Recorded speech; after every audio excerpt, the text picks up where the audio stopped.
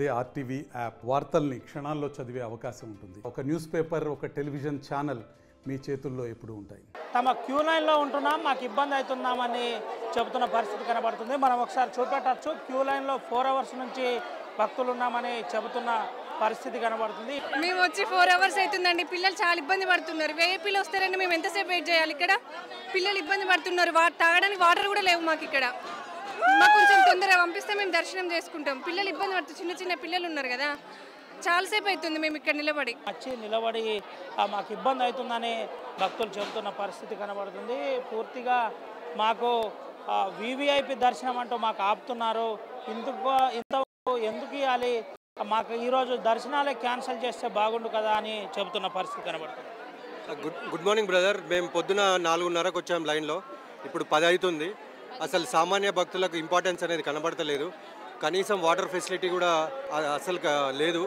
ఇక్కడ వచ్చిన only white కాలర్స్కు లేకపోతే విఐపీలకు వెరీ విఐపీలకు ఇంపార్టెన్స్ ఇస్తున్నారు. చాలామంది భక్తులు 5-6 గంటల నుంచి లైన్లో నిలబడుతున్నారు. వాళ్ళు మొత్తం రాష్ట్ర వ్యాప్తం నుంచి వచ్చిన భక్తులు ఇట్లాంటి ఫెసిలిటీస్ లేనందున వాళ్ళు చాలా ఇబ్బందికి గురవుతున్నారు.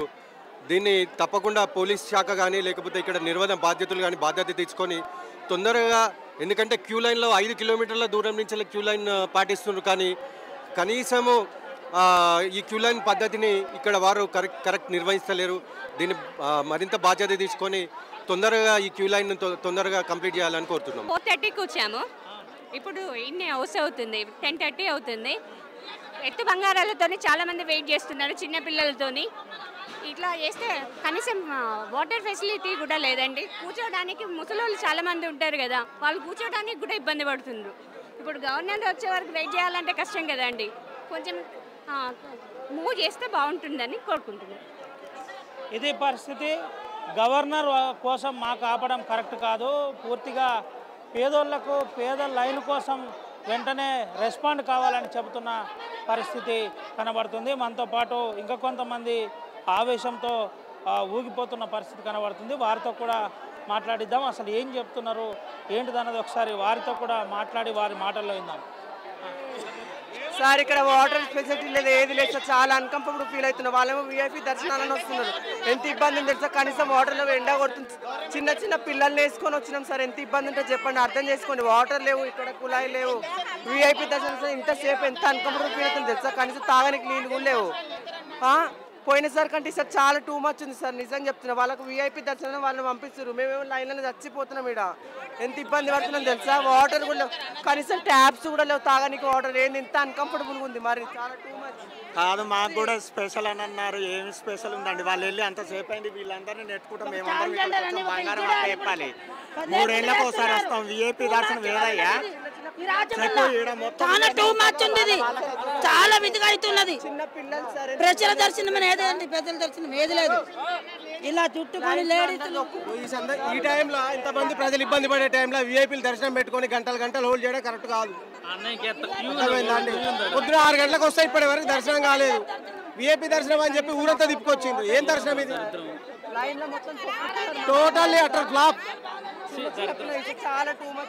విఐపీ దర్శనాల సమయాన్ని కొంచెం తగ్గిస్తే చాలా మంచిది. ఎందుకంటే చిన్నపిల్లల నుంచి తీసుకొని పొద్దున వచ్చినాం, టిఫిన్ చేయలేదు, వాళ్ళు మంచిగా లేవు, ఇక్కడ ఏమీ లేదు.